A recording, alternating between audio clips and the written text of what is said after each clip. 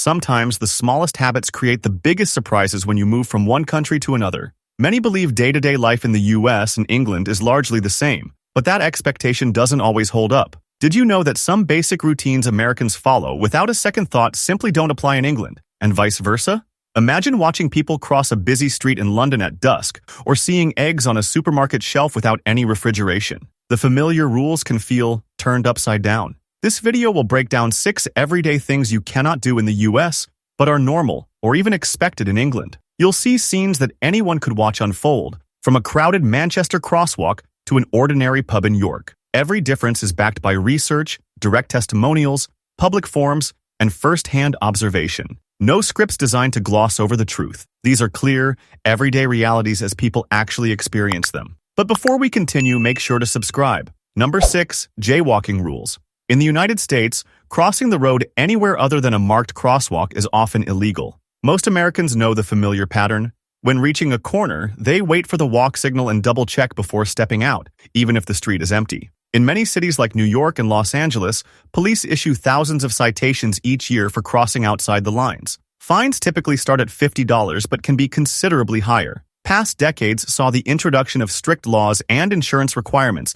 to keep walking routes structured and liability limited. For Americans, this is so well ingrained that even short detours can feel risky. By contrast, England takes a more practical approach. There is no law against crossing the street at any spot the pedestrian judges safe. In city centers near places like Piccadilly Circus, the density of cars makes using a crosswalk wise, but in most neighborhoods, residents cross wherever convenient. For an American, watching people step off the curb mid-block, even in fairly busy traffic, can feel unfamiliar. Residents rarely hesitate and onlookers pay little attention. It's a small detail, but it changes everything. Crossing becomes a matter of personal judgment, not enforced rules. Children are taught to look both ways and use care, rather than to strictly obey signals or painted lines. As a result, the average English town has fewer visible enforcement measures, and social expectations depend more on trust and experience.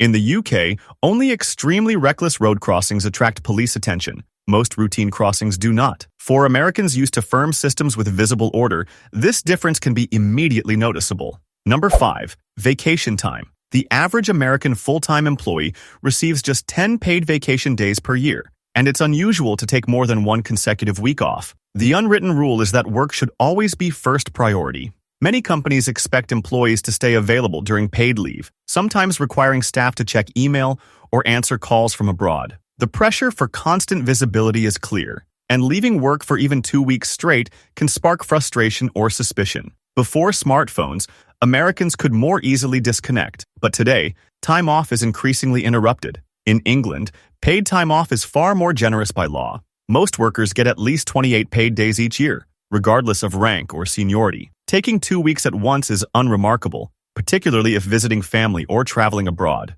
A Tuesday afternoon in a small Kent cafe is just as likely to be filled with people enjoying genuine time off, not scanning work messages.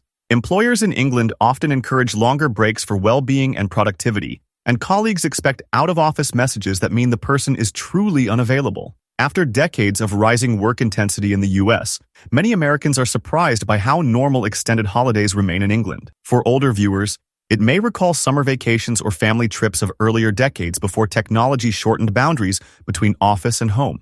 The contrast stands out. In England, stepping away does not spark guilt or anxiety about work. The value of complete time off endures. Number 4. School selection. In most parts of the US, a child is automatically assigned to the local public school tied to their home address. District boundaries and property taxes reinforce this link, and moving is often the only way to access another public school. Private options exist but can cost $1,000 a year or more, making them inaccessible for most families. This tradition dates back many decades and shapes community patterns. In post-war suburbs, living in a good district was a common aspiration. England offers a different system. Schools are organized by local authorities such as Kent or Surrey. But within these areas, families can apply to multiple schools, typically listing several preferences. Some schools fill up and carry waiting lists, but even when first choices are unavailable, local councils must ensure every child gets a place somewhere. On a weekday morning in a commuter town, you'll see children wearing different uniforms and heading in various directions, a clear sign of choice.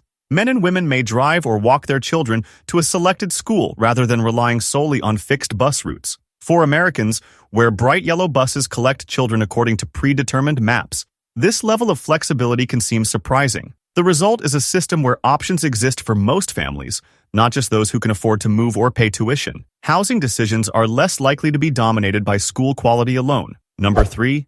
Healthcare charges.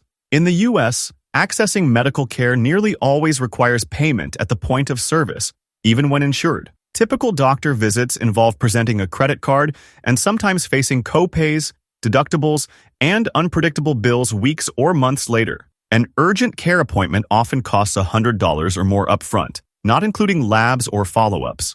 Many Americans delay or skip care because of financial risk, especially for non-emergencies.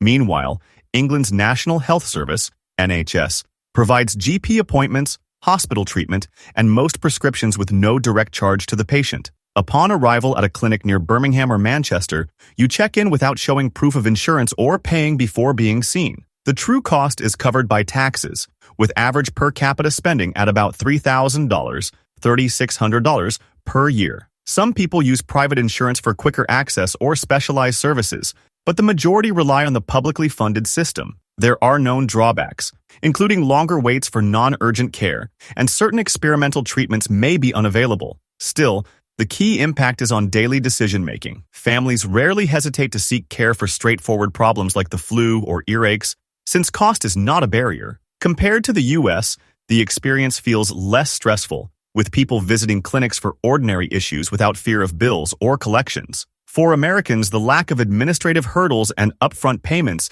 is often a defining first impression. Number 2. Drinking age. Americans gain many adult privileges at 18, such as voting or military service, but must wait until 21 to legally buy or consume alcohol. This nationwide standard came from the 1984 National Minimum Drinking Age Act, which tied state road funding to a legal age of 21. Ordering a beer while underage is a federal crime in most circumstances, and enforcement is strict in restaurants and bars.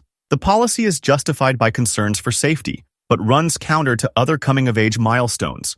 In England, the legal age to buy alcohol is 18. At this age, adults can order beer, wine, or spirits in shops and venues, and be served in regulated pubs.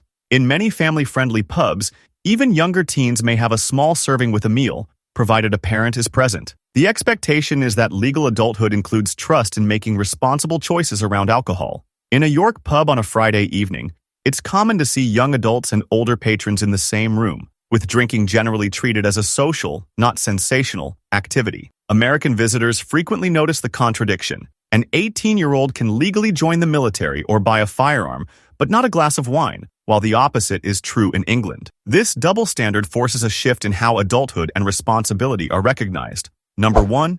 Egg storage. In U.S. grocery stores, eggs are kept chilled at all times, normally near milk and cheese. Laws require that eggs be washed before sale to reduce salmonella, but this removes the natural cuticle or protective coating, making refrigeration mandatory. Most Americans, having grown up with this process, consider eggs kept at room temperature unsafe, and U.S. health agencies enforce this standard tightly. In England, egg washing is not standard, and the natural protective layer remains intact. As a result, eggs are stacked on shelves without refrigeration, often next to flour or pasta, and sold at the same temperature as the store itself. Shoppers rarely question this, and it's routine to see eggs kept on countertops in homes.